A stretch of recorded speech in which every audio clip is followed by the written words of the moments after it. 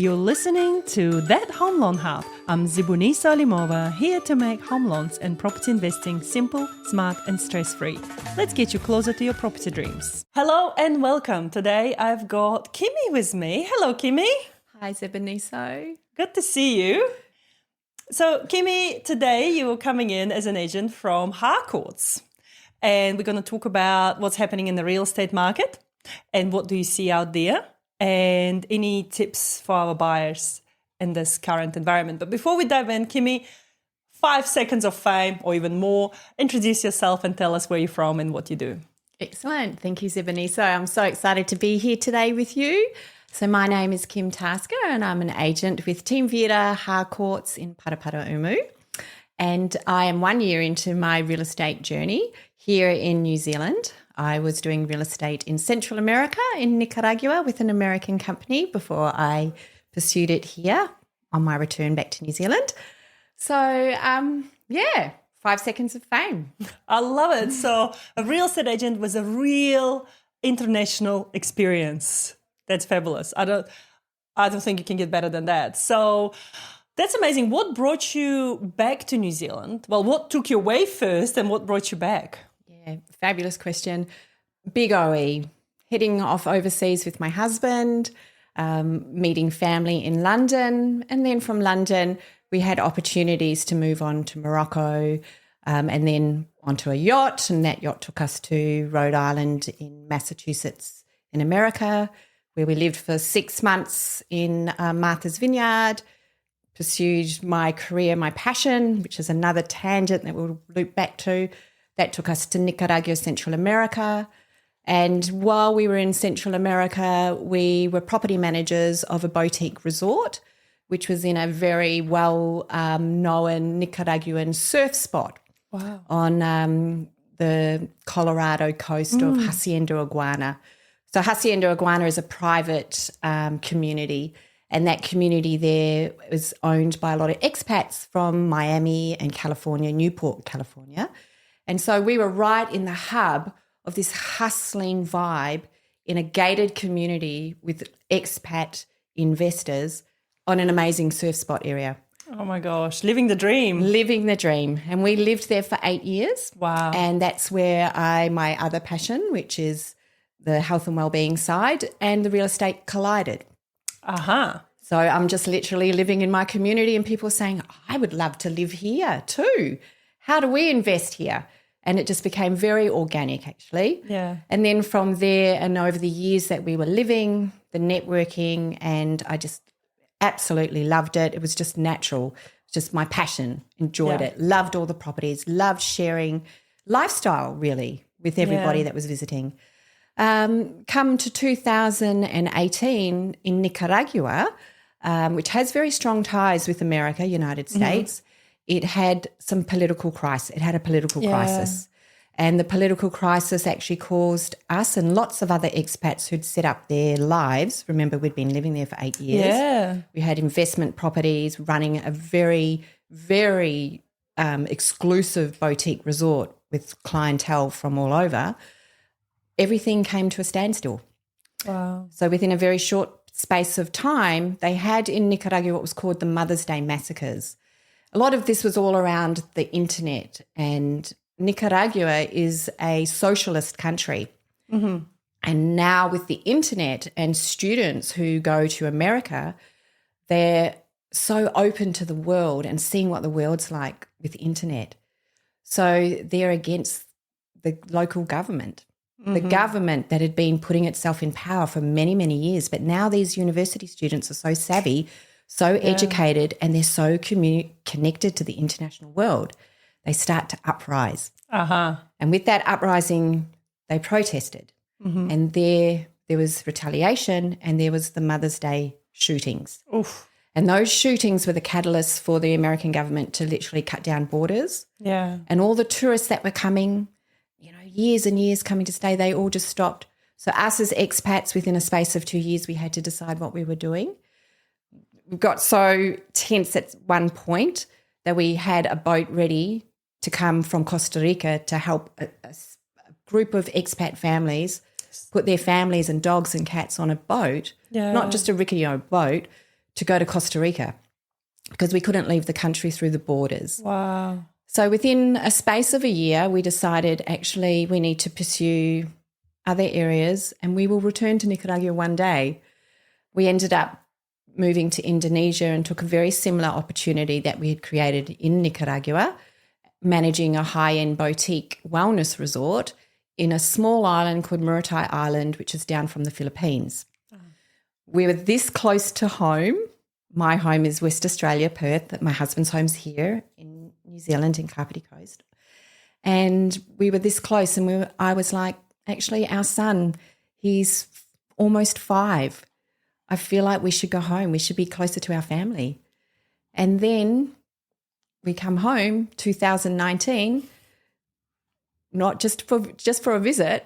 We go back to Indonesia, and then within 2020, COVID happens. So for me, I felt like it was actually divine timing. Yeah. Everything was moving us closer and closer to home, and we've been here for 5 years now. Actually, April was 5 years. So it's been, what a journey. My goodness. A journey. I think I held my breath throughout this whole story going, ooh, this is, but this is again a powerful message of that sometimes life happens and you can either, be sad about it and cry and, mourn what you had, or you could take the power back and go, what can I do about it? Absolutely. And this is what you've done. This is incredible. So you've come back and you're now in the all good Kapiti Coast. Yes. And I guess then your husband's family's from here. Yes. Uh-huh. And how do you know Magno from Team Vida? Yes. So Magno is my brother-in-law. Mm-hmm. So my husband, Zach, is Magno's wife's brother. Aha. Yeah. So we are family. Oh, that's lovely. Yes. So Magno marketed my house to sell the house for me, and he actually sold one of our other properties for me. And throughout the experience with Magno, it's just been really cool to get to know an agent that has your interests at heart, right? Because agents usually have some sort of old reputation of, being whatever. But recently what I find is through interactions with you and your team and other agents that I've seen on the coast, I think we've moved away from that now. I don't think there is, that dodgy agent stigma, especially on the coast. I don't know about other parts of New Zealand. You still see some posts popping up here and there. But I think overall on the coast, we have a really good community of real estate agents. Yeah, I agree with you, Zebani. So I think the thing that really attracted me to when Magno shoulder tapped me, knowing my experience, was that he's genuine. And I think what you're talking about is a genuine interest to actually help, to help people. Magno said to me, really, Kimi, our job is just helping people move on. Yeah. My experience of us transitioning and everybody, there were so many families, so many people who had to pivot with COVID, and we're still pivoting. But what it taught us was that actually we're helping people move on, whether they're downsizing, whether their family is growing, all of these life experiences. And it is life experience. It's not, for me, it's not about the houses. It's and that's for most realtors. And I feel being here on the Kapiti Coast, there is something which is very humble and genuine about being on the coast. So when I first moved to New Zealand, I lived in Wellington, and I love Wellington. I love the hustle and bustle. But what I found by moving to Kapiti, there is a real nice softness and there is a little bit more of a laid-back vibe. I was about to say, I think we're more relaxed on Kapiti. Yeah. It's a bit more chilled. We don't have the stresses of the traffic here. We've got nice schools and nice community. I think the community here is quite tight. Everybody knows each other. Yeah, which is warm. And it is. And it's community, which is the word that you're saying. Yeah. And realtors, good realtors. Yeah. They're part of the community. So how's real estate been so far for you in the last 12 months? What have you seen? What have you learned? Where do you think we're heading? Yeah, amazing. You came at a very hard time in real estate. Yes. The last 12 months have been a bit tough. Yeah. And I think for me, coming in, underneath Magno, I've been very supported in this space, being in a team. Yeah. And also within our team as Harcourts, it's not just myself and Magano as Team Vida, but it's our greater company. Yeah. So in that respect, like I personally haven't felt those challenges. I know my buyers have, I know my vendors have, but we've actually come out with successes. And because when you've got nothing to compare with, because I'm so new into it, and also because I'm coming from overseas really, Yeah. and our own personal experiences weren't like that, because my husband and I, we moved into our family home. Yeah. So we never had challenges in that aspect. So it's really enabled me to realize actually there is a lot of expertise out there that I need to tap into, but it is also these challenging times that are here. For me, it's almost like I don't see them, but I'm aware of them, but all I see is the successes, and we're focused on the success, we're focused on the outcomes, but I'm also aware of what's going on, so I don't have my blinkers on. Yeah. And again, it's coming back to pivoting. Yeah. It means we pivot on strategies, we get back to the drawing board again, we have other conversations. Maybe we even decide, actually, no, let's take your house off the market. Let's look at this again in 6 months' time. Yeah. Let's not put stress on you, or let's see if you can look at another way, because what you almost always see at the front, there's always a glimmer. I like to call it glimmers. There's some glimmer behind there that you may not have seen. And that comes in with probably the other podcast that we're about to do, which is in that well-being space. Yeah. Stress and the pressure to get on the market and get this price, and this is what the challenging are. You really need to become quiet. You need to step back and deframe everything, and then you make your calculated moves, and they're intentional moves, and then you get, there are challenges in real estate, for sure. I love that. Yeah, I love that, because no good decisions come from stress. No. You cannot make a solid thought-through decision if you're stressed out, right? We all know that another part of the brain activates, and that's our amygdala, that's fight or flight, and usually you make decisions that then you regret. Once everything comes down, you look back at it and you go, oh my God, why did I do that? Why did nobody stop me? So it's really good for you guys to have that space, because I guess it's interesting dynamics that you have with your clients and I have with my clients in the same industry, where we hold their hand through one of the most stressful and biggest decisions of their lives.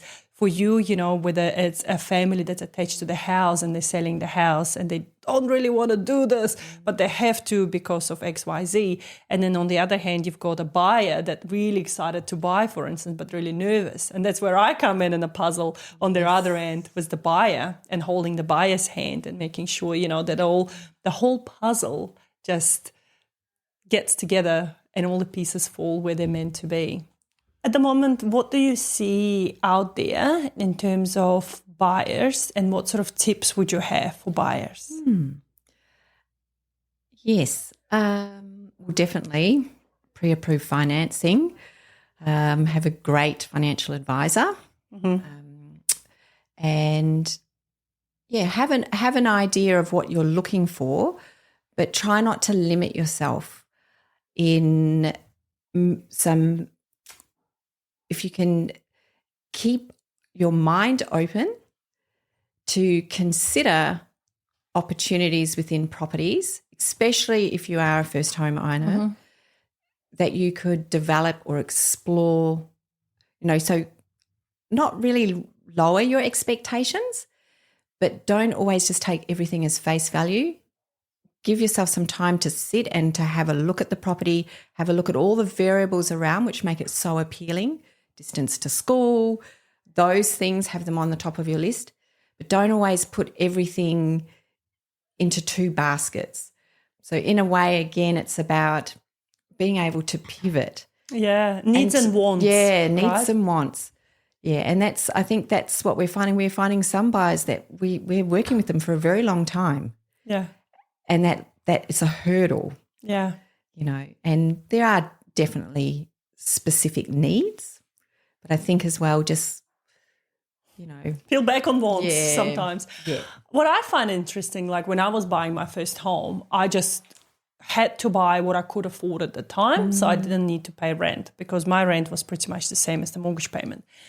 So I just bought what I could at that point of life. Now what I'm seeing with a lot of buyers, they're very fussy. Some of them can be very fussy in terms of like if it's not ticking all of their boxes, they don't want to go for it. Yep.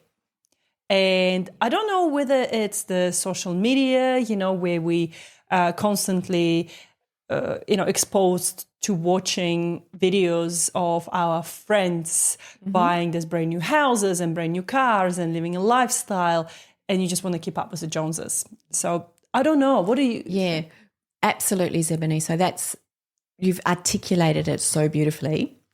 That's exactly what I'm trying to convey, which is get on the ladder, make an opportunity out of what you've got, and make some strategic moves that will benefit you in the long run. Yeah. And you can be resilient, and you can use a lot of creativity in the properties that you have, and then use that as a step to keep moving. I almost feel like we need some sort of seminar done up by, real estate agents, mortgage advisors, and interior designers, for instance, and, giving examples of some properties that have been run down, for instance, and how you can actually renovate cost effectively to make it the dream home that you're looking for. Because I think a lot of the time people lack that imagination. Yes. They can't see past yellow wall, they can't see past an old carpet. And actually, if you just give it a lick of paint, the good old Kiwi DIY, right? Absolutely. And one thing which I really, because we're renovating our homestead, one of the things which I really appreciate is gardening. Gardening, planting trees, thinking about, if we're also thinking about, a legacy, generational wealth, you can plant trees and plant fruit trees and give value to your property. So those properties that we're entering into that are almost like wow factor, a lot of it has got to do with those beautiful creative little touches that they've put, which make them unique to the property. Passion fruit trees. Did you know the cost of passion fruit in a supermarket? No, I don't. $49.99 a kg. A kg. Oh, my God. A passion fruit. Yep. So Yep. I saw it on the weekend in a supermarket and I'm like, I'm planting passion fruit trees. And avocado. It's another one. Yeah. Right? So it's amazing. I'm sorry to deviate here. No, but when but you talked about the fruit trees, I was like, oh my God. Absolutely. Yeah. Yeah. And it's also what you see value in, isn't it? Where do you put your value? For one person, value is this. For another person, value is this. But when you're talking about property, talking about real estate, think about the soil. Think about what value a great big huge native tree or a fruit tree brings to your property. That's a really interesting perspective. I don't think we've had any other real estate agents touch on that. So well done. That's a first. That's awesome. Just to wrap it up as we come to an end about the real estate side of it, and then we will reconvene for our second part of your journey is with the real estate. Do you think it's a good time for the investors to come back to the market? Because I see a lot of investors are still a little bit, unsure as well because of the rental market. I believe there is at the moment, like for instance, Live-In has too many rental properties up for rent, but not enough good tenants. So what's your perspective on that? Yeah, very interesting because we do work with quite a few investors and they're always out there. And I think that there are some pearlers out there. I like to call them pearlers. And if you have an opportunity to get a pearler and, build your portfolio, well, there are still a lot of pearlers out there. So I think it's always an investor's market. And if you're in the position to be able to make those moves on that, well, then absolutely.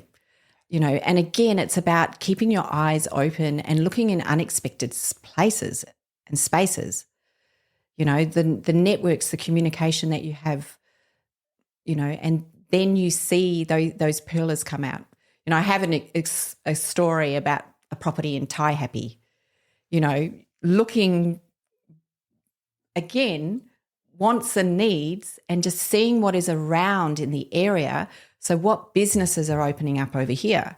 So, for example, in Taihape, there is a great big huge manufacturing electricity company opening. I can see our listeners going in and searching Taihape properties. And also my husband always says, Pattaya. We need to buy something in Pattaya because there's surf in Pattaya. Yeah. But you look at these places that you're not really expecting to see, and there's a lot of movement. Yeah. It's almost like removing those veils of things that you think are limitations, and a pearler. Look for a pearler. And that's going to be the name of this podcast. Look for a pearler. I love it. Removing what was the other word? Removing the boundaries, or what did I say? Something about glimmers. Glimmers. So glimmers are like little bits of shiny. Yeah, remove the glimmers and look for pearls. Yeah. I love it. I love it. Kimi, thank you so much for sharing your insight into the real estate in a beautiful and caring way that you did. And we're going to come back for the part 2 of this episode and talk about something else exciting that is you're doing and your journey and passion in that field. So excellent. Thank you so much, Stephanie. So beautiful. And that's a wrap on That Home Loan Hub. Don't forget to hit subscribe and join me next time for more property tips and tricks. Your next smart move starts here.